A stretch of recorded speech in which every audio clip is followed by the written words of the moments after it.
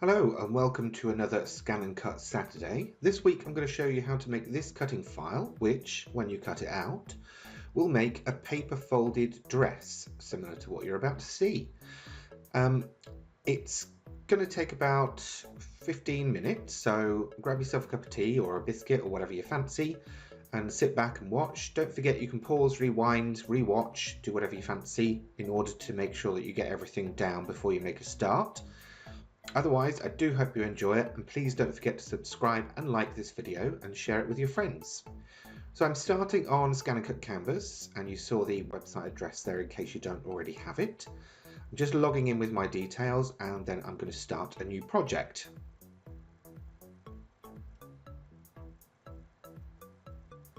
Okay, we've got our new project open. I'm going to use a basic shape to start this off with, and that's a circle. I'll get rid of the shapes palette for now and I'll fit the screen around that shape. I'm going to just change its size so that I know exactly what it is, and it will be 4 inches. And now by pressing the D key on my keypad, I've been able to duplicate that rather than copy and paste. And I'm going to change that to 1.5 inches.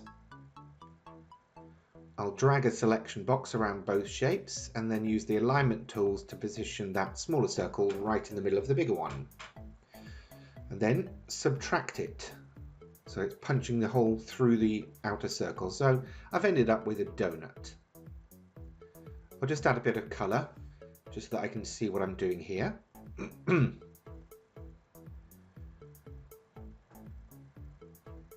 Okay, now I'm going to go for the path tool, and your shortcut key for that is P. And I'm going to draw a line from the top to the bottom of the circle, the large circle. By holding my shift key as I drag, it will automatically position it so that it's exactly vertical, and I double click to finish the line. I'm going to rotate it by 7.5 degrees. And then I'm going to duplicate it and rotate the next one by 5 more degrees, so it's going up to 12.5. And then I'm going to add, continue this and add 15 and then 5. So this one's going up by 15, so it'll be 27.5. And the next one would be 32.5. And I'll keep on until I've got the amount of stripes that I need. Lines.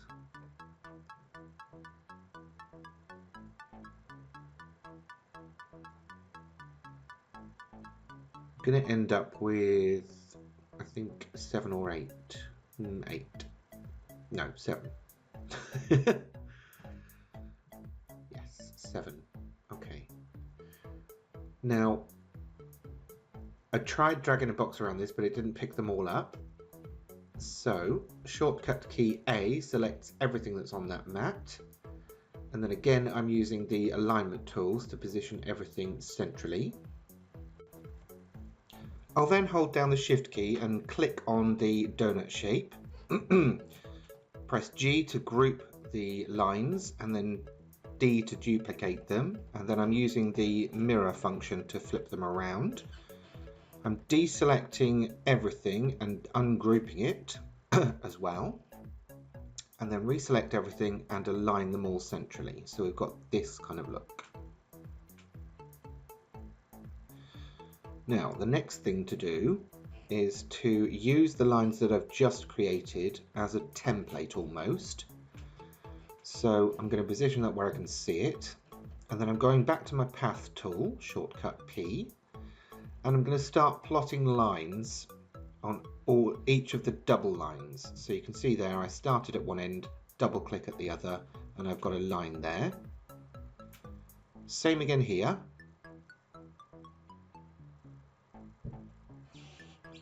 And then what I'll do is I'll delete these lines so that I can see that everything's where it should be. So you can see the lines now just sit on the donut. This for me is a much easier way than trying to shorten the lines that are already there, because some of them will shorten themselves perfectly and others just won't.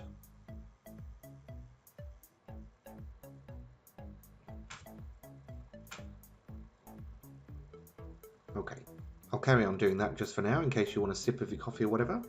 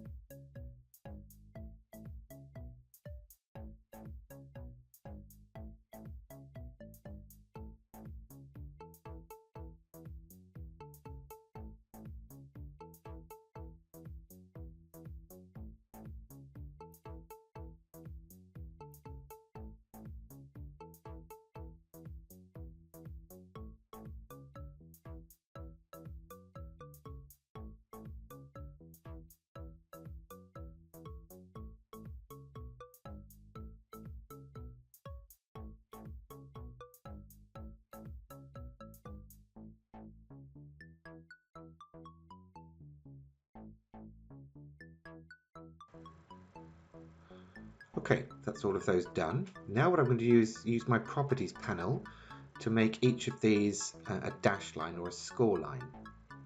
So I'm just selecting each one and then changing the cutting line properties.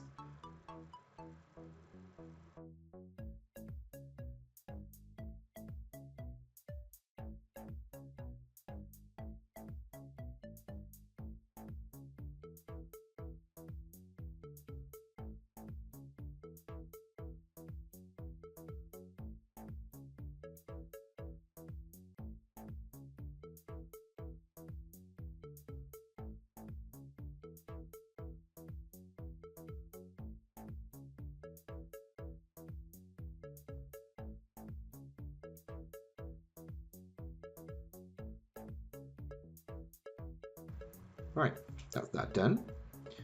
I'll just zoom out a bit for the next part. And I'm going to need to bring on another shape, so I'm opening up the shapes panel and bringing on a square. Now I need to turn this to a specific angle, so I'm going to check the angle by looking at the properties for the line that it's going to match. So I will type those in.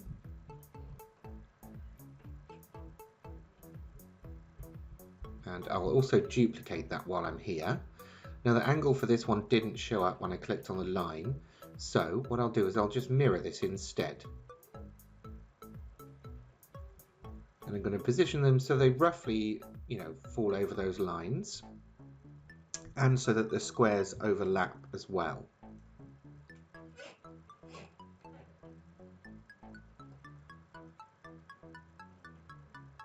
Now I'll select both squares and align them along the bottom edge, and then weld them. That's the word I was looking for.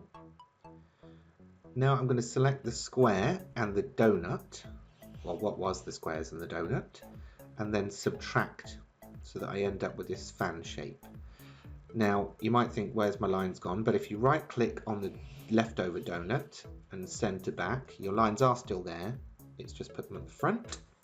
I'll take away the two guidelines that were left over, and now I need to make the bodice for the dress. So how are we going to do this? Well, we could go down the road of doing all sorts of complicated mathematics. However, here's a little bit of a cheat.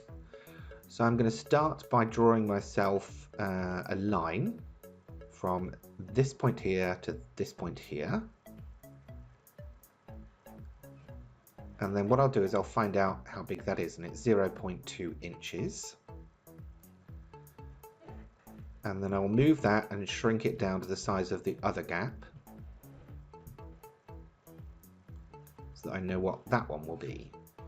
So that one is 0.5, I think. 0.05. So I'm going to do a little bit of mathematics here. I just need to work out how many of these gaps I've got. So I've got 5 of those, and there's 5 of the big ones and 6 of the small ones.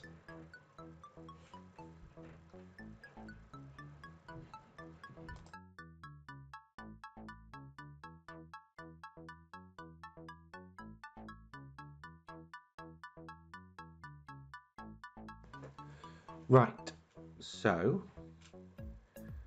in brackets 0.2 times 5, and then minus, and then in brackets 0.05 times 6, because I have 6 of the thinner paddles, and that equals 0.7 inches. So that's the width that I need to set this square to.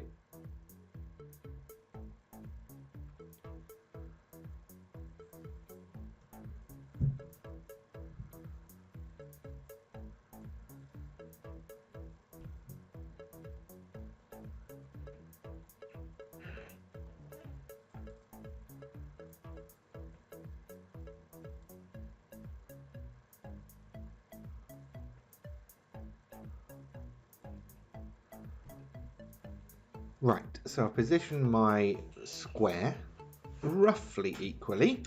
I'm just grouping the lines with the donut or leftover donut, and then aligning that with the rectangle as well, so I know that's right in the center. Then I'm going to zoom right in close because I'm going to enter the line editing mode or path editing mode, and I want to see where I'm at with that. So double click on the shape that I want to edit, and then I'm going to insert a point and insert more points. Generally, by the way, the outlines run counterclockwise, and the inserter point will always insert it after the point you've got selected, if that makes any sense. So you'll see that example just there. And then what I'm doing is basically creating a little tab piece that will fit into the central wider section, and that will be as close to the donut shape as possible without overlapping it. I think that will do. What I'm going to do though, I think, is bring the top edge down, and I'll select top 2 nodes. Oops, not those 2, undo. That one and that one. And while I've got them both selected, I'll drag down with my shift key, and that will bring them both down together. Now I'm going to reach for a heart shape. Yep, heart shape. And I'm just going to manually or roughly get it to about just over the width of that, what was originally the square shape, and I will select both, align them, and then weld them. So that's the start of my bodice. She's quite a buxom lady.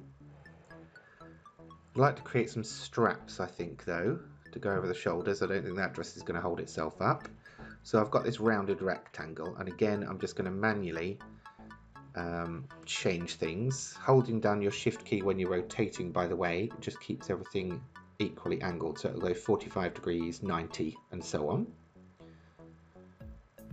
Okay, so that's given me strap number 1. Pressing my D key just quickly duplicates that, and then I'll select both, align them along the bottom, group them. Well, actually, hang on. Yeah, I'll give them a little bit of an angle so that they run out across the shoulders. And then I'll select both of them and group them by pressing G. Not group them by pressing G. Come on, John, get with it. I'll weld them together.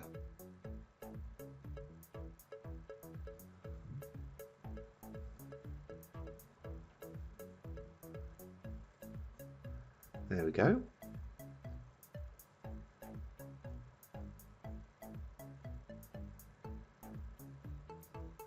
And just to let you know, I did ungroup that donut shape before I welded it to the main shape, otherwise my dashed lines would have disappeared. Right, I'm going to create a little waistband because there will be a gap between the dress top and the dress bottom. So again, I'm just eyeballing this from a basic square, and I'm going to leave quite a big overlap because then it can wrap around the waistline and be almost like a sash belt or something. I'm going to go into line editing as well, and I think I'll create almost like a V-dip on this. So I'm adding points. If I undo that, hang on. And then if I include 2, and then I can select both, and then they'll move together if I hold shift and drag. So just to explain that piece a bit more, if you select one node and then select another with your shift key held down and then drag, basically it will move those 2 points together. So that's how I did that. Bringing on another square, because I think what I'd like to do is actually create like the ends of a belt or the ends of a sash or something like that. So I'm just going to make that again roughly by eye. I'm going to zoom right in again because I'm double clicking to enter the line editing mode, putting one node in the middle and then just dragging these 3 bottom points out by eye. And there I've got almost like a fishtail ribbon. D for duplicate, and then just drag it so it's slightly longer. If I put those over each other, I'll get to see what they look like, and I think that will look perfect. Now I'm going to need something that will create almost like a knot. So again, starting with a square.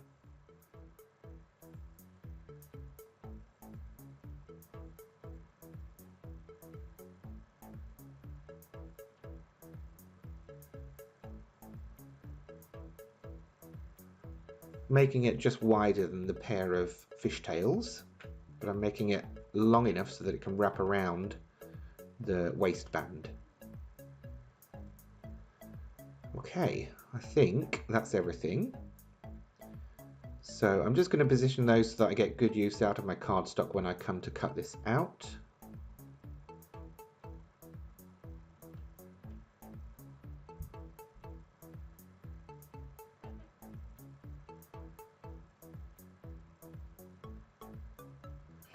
And there we have our design. So I'm going to group it all together with the G key so I can resize everything together. That way it will always fit when I come to cut it out, which is a good thing.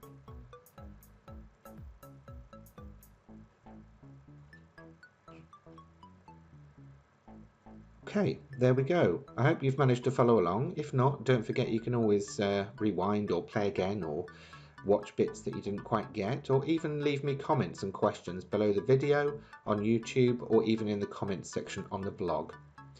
I'm now giving it a name and saving it, and then I will be downloading it using the big fat download button.